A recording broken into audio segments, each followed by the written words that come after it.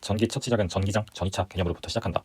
근데 처음에 그에 앞서서 전기력이라는 걸 정의하자라고 했을 때 전기력은 뭐냐면 우선 우리가 전하라는 걸 정의해야 된다.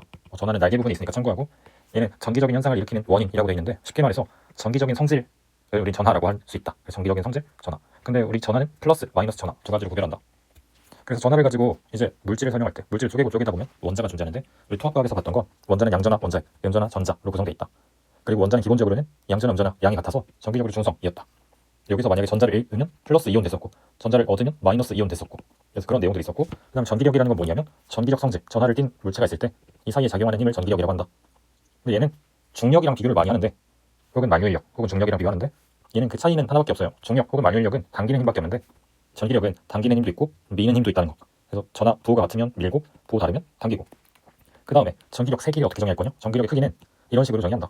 그래서 얘는 어떤 두 전하가 위에 그림처럼 R만큼 떨어져 있을 때 각각 전하량이 Q1, Q2라면 얘네들 사이에 작용하는 전기력은 R 제곱분의 앞에 K는 그냥 상수고 Q1, Q2 이 두 개의 곱이 분자에 들어간 이런 값이랑 똑같다. 그래서 전기력의 크기를 정의하는 게 쿨롬 법칙. 얘는 상수는 따로 외울 필요는 없고 이런 식 구조 거리의 제곱에 반비례하고 전하량의 곱에 비례한다 하는 사실 확실하게 알아둬서 계산에 쓸 수 있으면 되는 거고 그 다음에 우리 전기장이라는 걸 다룰 텐데 전기장이라는 건 밑에 개념부터 보면 어떤 전하를 띤 전기적 성질을 가지는 띤 입자 주위에 전기력이 작용할 텐데 그 전기력 작용하는 공간을 우리는 전기장이라고 하고 뭐 이런 거는 한번 읽어보면 되고 그 다음에 전기장이라는 게 방향이 어떻게 되냐 를 정의할 때 방향 어떻게 정의하냐면 전기장이 형성돼 있을 때 즉 얘에 의해서 주변에 이제 얘의 영향을 받는 즉 얘에 의한 전기력을 받는 공간이 만들어졌다 라고 했을 때 얘는 뭘 기준으로 전기장의 방향을 얘기하냐면 여기 어딘가에 단위 양전하 즉 플러스 전하인데 어떤 단위가 되는 기본적인 양전하 갖다 놨을 때 얘가 받는 전기력의 방향을 우린 전기장의 방향으로 그대로 쓸 거다. 만약에 밑에 첫 번째 그림처럼 플러스 대문자 Q에 의해서 전기장이 형성돼 있을 때 이 자리에다가 소문자 Q의 전하량 가지는 양전하를 갖다 놨다. 이때 얘가 받는 전기력을 F라고 하면 플러스니까 얘는 미는 방향으로 즉 얘로부터 멀어지는 방향으로 힘을 받을 건데 그럼 이 방향 자체가 이 공간에서의 전기장이라는 거예요. 근데 한편 오른쪽에서는 만약 마이너스에 의해서 형성된 이런 전기장 공간이 있을 때 여기 단위 양전하 플러스를 하나 갖다 놨다. 근데 플러스니까 이 마이너스에 의해서 당겨질 거다. 전기력이 이쪽 방향으로 작용한다. 그럼 이때는 이런 곳에서는 전기장의 방향이 이렇게 가운데로 몰리는 이런 방향이라는 거예요. 그래서 전기장의 방향 어떻게 정의하냐 했을 때 여기 어딘가에 플러스 양전하 갖다 놨을 때 얘가 받는 전기력의 방향이다. 그래서 이거 개념 한번 살펴보고 그 다음에 밑에 그래서 결론적으로 양전하 있을 때 주변에 양전하 갖다 놨다. 전기력 방향 당연히 밀릴 거고 그럼 전기력 방향에 의한 전기장 즉 이 전기력에 의한 게 전기장이니까 전기장 방향도 똑같을 거다. 그래서 양전하 갖다 놓으면 전기력의 방향이랑 전기장의 방향 똑같다. 근데 만약에 양전하 근처에 음전하 갖다 놓으면 얘는 실제 전기력은 이쪽 방향이겠지만 즉 잡아당겨지겠지만 우리 전기장 방향 자체는 플러스가 있다고 했을 때 전기력의 방향을 전기장 방향이라고 하기 때문에 실제로 얘가 당겨지고 있다고 하더라도 우리는 플러스가 있었다면 어느 방향으로 힘을 받을까 이걸 기준으로 전기장의 방향 정의하기 때문에 전기장의 방향은 여전히 오른쪽 즉 이때랑 똑같다. 그래서 전기장이라는 건 방향을 정할 때 양전하가 있다고 치고 걔가 받는 힘의 방향을 얘기하는 거니까 여기 실제로 어떤 물질이 있을지 어떤 전하가 있든 상관없이 플러스 기준으로 생각하는 거기 때문에 전기장의 방향은 이 자리에서는 똑같고 다만 실제로 어떤 전하가 오냐에 따라서 실제 작용하는 힘의 방향은 둘이 다를 수 있다는 거. 그래서 여기서 기억할 건 전기장의 방향은 실제로 누가 있냐 이건 중요하지 않고 여기다가 플러스를 갖다 놓는다면 힘을 어느 방향으로 받을까 이걸 가지고 전기장의 방향을 정의한다. 그래서 밑에는 뭐 결과인 거고 그 다음에 그림만 좀 몇 가지를 보면 여기 일단 뭐 전기장의 모습이라는 그림인데 얘는 대전된 전극이 있을 때 이 주위에 밀가루 어떤 고온 입자들을 뿌렸다 했더니 이 고온 입자들 밀가루가 어떤 특정한 모양을 띠면서 배치가 되더라. 근데 얘가 실제로 전기장의 모습을 시각화한 거래. 그래서 얘는 실험 그림이니까 하나 그냥 봐주고 참고로 뒤에서 이걸 가지고 구체적으로 전기력 선이라는 걸 직접 생각해 볼 건데 여기까지 얘기해 볼 건데 참고로 이런 실험을 통해서 대략적으로 이런 식으로 이 중심으로부터 예를 들어 얘 플러스 마이너스인데 중심으로부터 이거네 이런 식으로 뻗어나가거나 혹은 모여들거나 하는 이런 방향으로 밀가루 알갱이들이 배열이 되네. 이게 사실은 근데 알고 보니까 전기력의 방향을 혹은 전기장의 분포를 알려주는 선이었다. 그래서 이걸 나중에 배워볼 거고 오른쪽도 마찬가지 여기 예를 들어 플러스 마이너스 했더니 이런 방향으로 얘네들이 밀가루들이 배열되더라. 근데 뒤에 가서 보겠지만 얘도 마찬가지로 이런 방향으로 지금 실제로 전기력 혹은 전기장이 형성돼 있다 하는 걸 우리는 이런 실험을 통해서 간접적으로 좀처럼 모양을 상상해 볼 수 있었다. 그 다음에 이런 비슷한 실험이 중학교 때 혹은 초등학교 때 자석을 갖다 놓고 주변에 철가루 뿌린 다음에 밑에 톡톡 쳐줬다.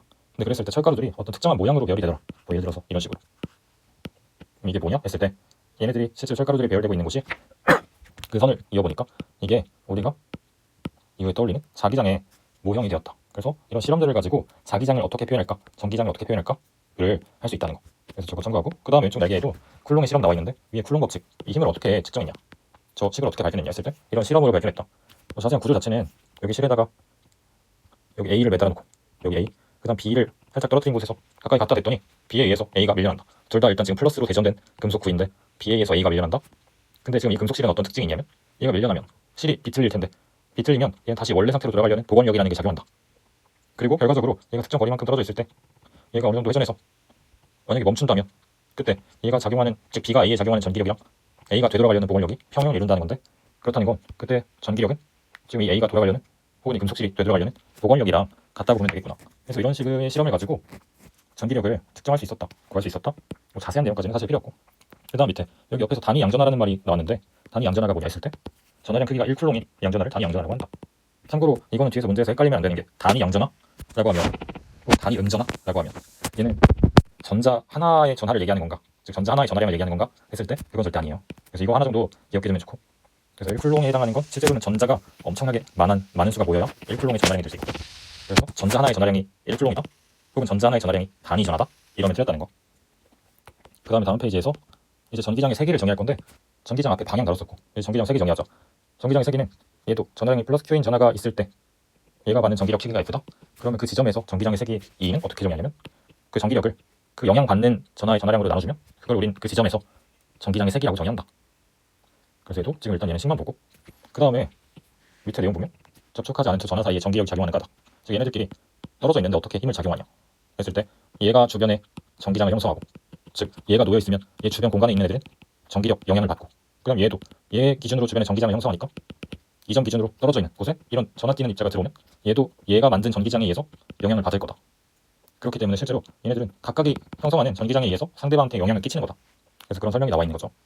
그 다음에 실제로 받는 전기력 크기 어떻게 구하냐 했을 때 쿨롱 법칙, 그 다음에 B가 놓인 곳에서 전기장의 색이 어떻게 구하냐, 즉 이 대문자 Q가 A가 만든 전기장의 색일 텐데, 이 정확히 B 지점에서 A가 만든 전기장의 색이 어떻게 되냐 했을 때 전기장의 세기는 위에 나와 있는 식처럼 얘가 받는 전기력의 크기를 영향받는 자기 자신의 전하량으로 나눠준 값이다. 그래서 실제로 이렇게 계산해봤더니 이걸 넣어서 계산해보니까 소문자 Q, 자기 자신의 전하량이 약분돼서 이런 식으로 되더라. 그래서 이 결과를 보니까 대문자 Q는 이 전기장을 형성한 애, 즉 얘의 전하량이 있을 때 이거의 전하량에는 전기장이 비례하고, 그 다음에 이 전기장을 만든 이 A 기준으로 해서 떨어진 거리 R이라고 했을 때 그 거리의 제곱에 전기장의 세기가 반비례한다 하는 정도. 그래서 이런 얘기들이 있고, 그 다음에 실제로 전기장이 있을 때 얘는 A가 형성하는 전기장이 있고 B가 형성하는 전기장이 있을 텐데, 여기 제3의 위치에 어딘가에 C가 있었다. 얘 플러스 C, 플러스 Q1이라고 할까. 얘도 전기장에 영향받을 텐데, 여기서 받는 이 위치의 전기장의 색이 어떻게 될까 했을 때 얘는 A의 영향도 받을 거고 B의 영향도 받을 건데, 그럼 이 지점에서 전기장 색이 어떻게 정하냐 하면 이거는 각각의 영향을 합쳐주면 된다 하는 게 답이에요. 즉 A한테 받는 전기장 색이 B한테 받는 전기장 색이, 즉 A 영향, B 영향 합쳐주면 C가 놓인 지점에서의 전기장의 색이가 된다. 그래서 이걸 나타내고 있는 게 위에 그림. A가 있고 B가 있는데 이 지점에서는 전기장 색이 어떻게 되냐 했을 때 얘는 A와 B 각각이 영향 끼치는 것의 합이다. 그래서 A가 끼치는 영향, B가 끼치는 영향, 그럼 이 지점에서 전기장 세기는 둘을 합친 거다. 그래서 각각의 전기장의 세기를 합쳐주면 된다. 물론 얘는 정확히는 벡터 합이라서 이렇게 방향이 반대라면 얘네들은 방향까지 고려해서 더해줘야 돼요. 예를 들어 하나는 마이너스 방향으로, 즉 왼쪽 방향으로 2였고 하나는 오른쪽 방향 플러스 방향 3이면 두 개 더하면 5가 되는 게 아니라 플러스 1이 되는 거예요. 그래서 이런 계산은 뭐 뒤에서 다시 보기로 하고, 그리고 참고로 우리 전하량이라는 게 있을 때 어떤 금속 도체구가 있다고 하자라고 하면 얘가 만약에 플러스 Q, 플러스 3Q 전하량을 가지고 있었는데 이것들을 하나로 합쳤다, 즉 정확히는 접촉시켰다. 그러면 접촉시키면 도체는 전하가 마음대로 흐를 수 있으니까 얘네들이 전체 합쳐서 4Q의 전하량을 가진다라고 할 수 있을 텐데, 이 상태에서 얘네들을 떼어내면 이제는 지금 이 붙어있는 상태에서 4Q가 도체 안에서는 골고루 퍼진다고 생각하기 때문에 얘는 실제로 이 상태에서 딱 떼버리면 정확히 반반씩 나눠 가지게 된다. 그래서 이게 중요한 특징. 그래서 처음에 Q, 3Q에서 붙였다 떼면 전체 총합 4Q가 유지되는데, 즉 이 밖으로 빠져나가거나 하지 않는데 4Q를 동등하게 나눠 가진다는 거.